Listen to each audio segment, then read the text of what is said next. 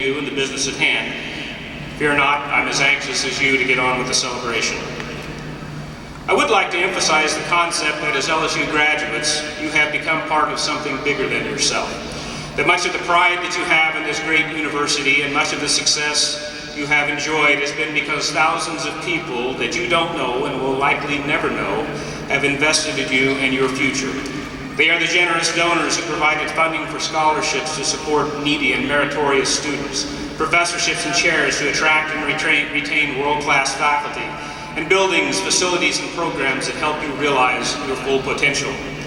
We are privileged to have one such person on the stage with us here today. That's Dr. Mary Lou Applewhite. It would be impossible for me to list all the contributions she has made to the College of Science and Louisiana State University, but I will say that the College of Science and LSU is and always will be extremely grateful for her generous and unwavering support and forever in her debt. I encourage you to emulate Dr. Applewhite and begin your own tradition of giving back to LSU and support future generations of scholars. Would you please join me in saluting Dr. Applewhite?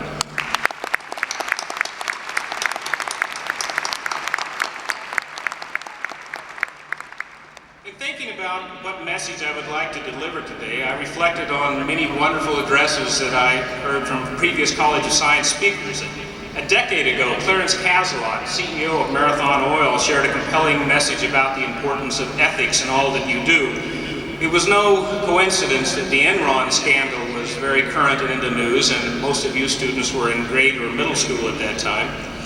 Frank Harrison, an entrepreneur and a human being that I admire beyond comprehension, spoke of the importance of unflagging optimism.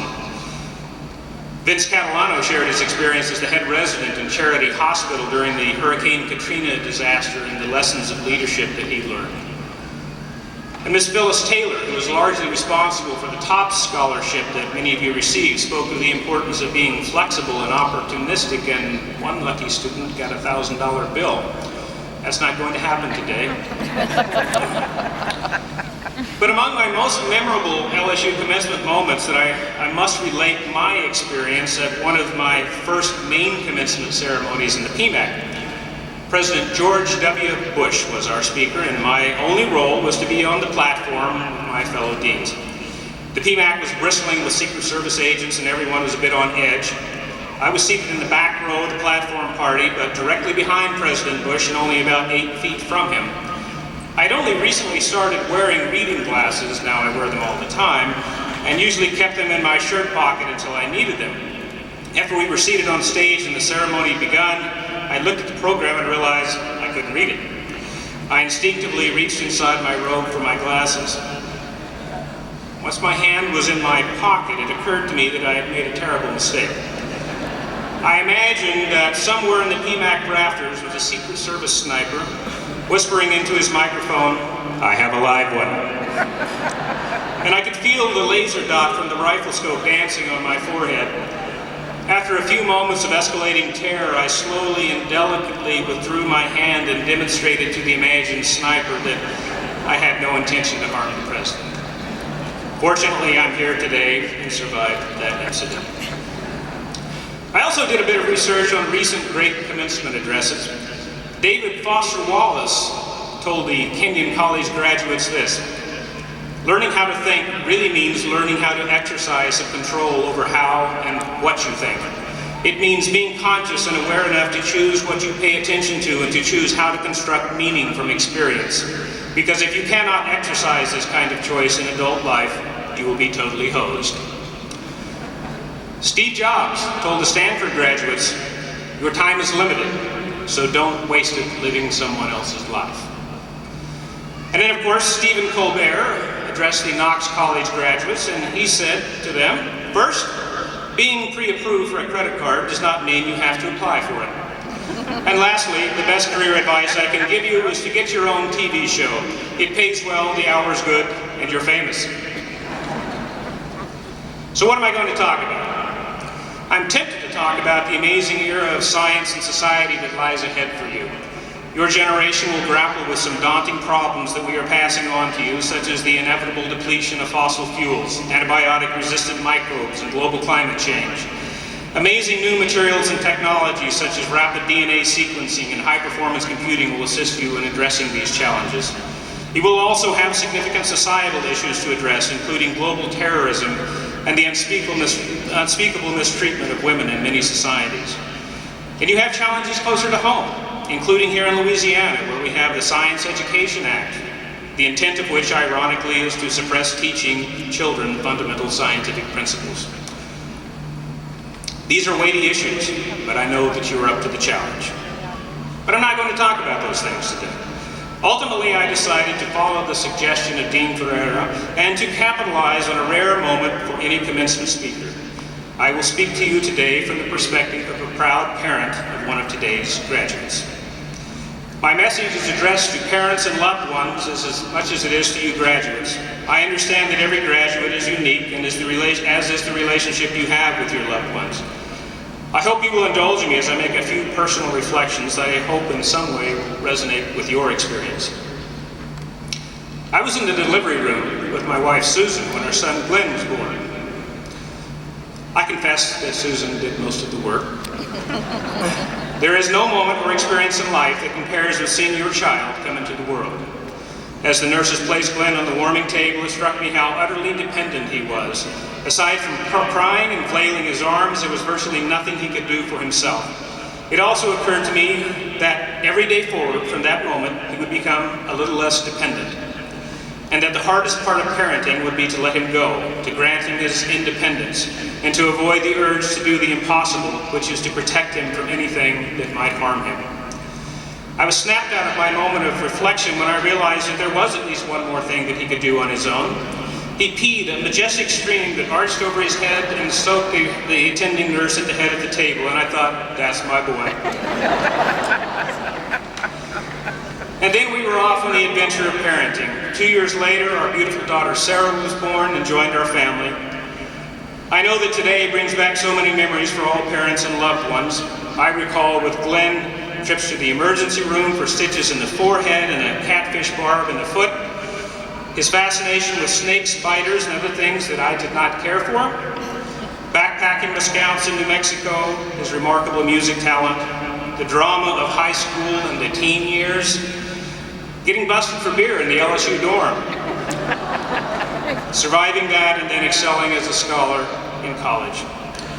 You all have your special memories, and here we are today. Graduates, I would like you to stand as you are able and look behind or up in the audience here. Graduates, I would like you to stand as you are able and look behind you at your family and loved ones.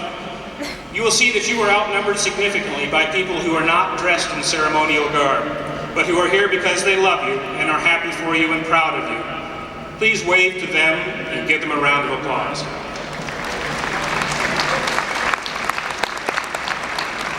All right, now sit down.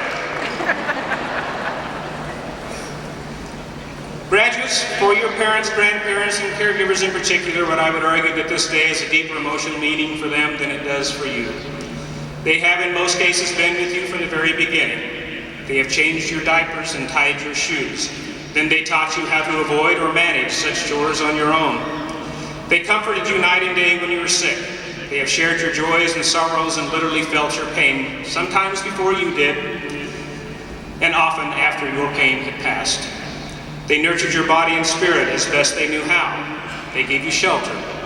They have celebrated your victories and consoled you in defeat. They shed tears of joy and grief in your emotional highs and lows. They taught you how to drive. They have done their best to instill values that will keep your moral compass always pointing toward life decisions that will reflect well on you and that will make your family, community, and the world a better place. And so, we who love you and have so much invested in you are gathered here to share one of the rare days in a lifetime that symbolize a true milestone. We parents and loved ones watch on with an odd mixture of sadness, pride, and relief as we celebrate your remarkable achievements, while also recognizing that the process of letting go has reached a new horizon that we could scarcely contemplate 2 decades ago. But we also take comfort now in realizing that no matter how old you grow, how much you accomplish, or how far away you travel, that you will always be our babies. And we will always share your pain and we will always celebrate your triumphs. We also realize that you will not and cannot fully understand the depth and magnitude of our feelings for you until and unless you have children of your own. A couple of weeks ago, I was traversing the extraordinarily beautiful state of Nevada on Interstate 80 from Elko to Reno. I was thinking about the message that I wanted to deliver today while listening to satellite radio when I heard one of my favorite songs of all time, Teach Your Children by Crosby, Stills, Nash & Young. I realized that it summed up many of the sentiments that I wanted to convey, and it occurred to me what a beautiful thing it would be to have all of us join together in singing the second verse of this song. As I thought further about it, I thought this is going to horrify the people who organized this event in my family if I ask everybody to sing. But hopefully you've received a card here that contains the words of the second verse. And what I've decided to do is sing the first verse and then ask anybody who remembers this song to hum or sing or say the words along with me, and then have everybody join in the second verse. So please bear with me and please sing. Here we go. You who are on the road must have a code that you can live by, and so become yourself, because the past is just a goodbye. Teach your children well, their father's help will slowly go by, and feed them on your dreams, the one they fixed, the one you'll know by.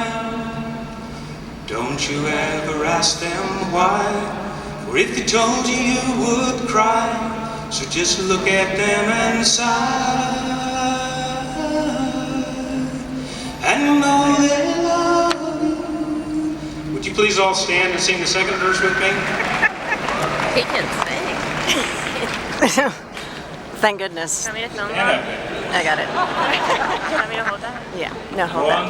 1, 2, 3, and you of tender years can't know the fears that your elders grew by, and so please help them with your youth. They seek the truth before they can die.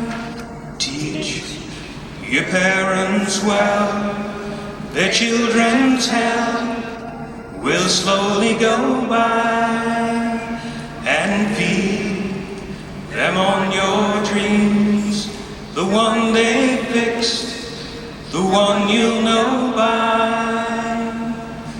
Don't you ever ask them why, for if they told you you would cry, so just look at them and sigh,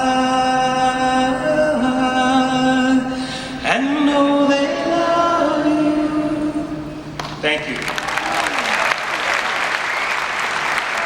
Congratulations, graduates. We do indeed love you.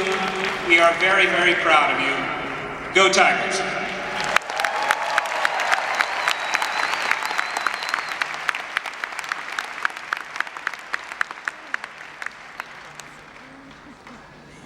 Thank you, Kevin. Were you practicing in the shower this morning? No, I went outside and practiced last night.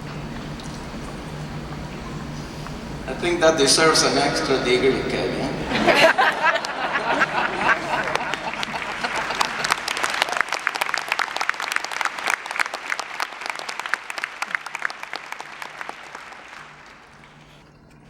Now we have reached the pinnacle of today's occasion, which is the formal recognition of our graduates. First,